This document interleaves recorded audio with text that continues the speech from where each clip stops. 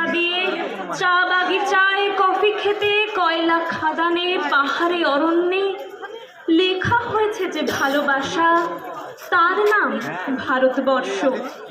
আমার অশ্রুর জলসেচে আর হাড়ের ফসফেটে, খুনির চেয়েও রুক্ষ কঠোর মাটিতে বোনা হয়েছে যে অন্তহীন ধান ও গানের স্বপ্ন, তার নাম ভারতবর্ষ।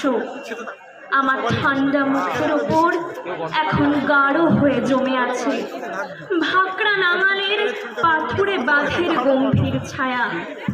দিগ্বয়ের বুক থেকে মায়ের দুধের মতো উঠে আসা তেলে ভেসে যাচ্ছে আমার সারা শরীর।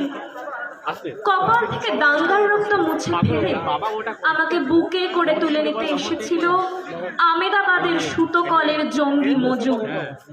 আমার মৃতদেহের পাহারাদার আজ প্রতিটি হাল বহনকারী বলরাম।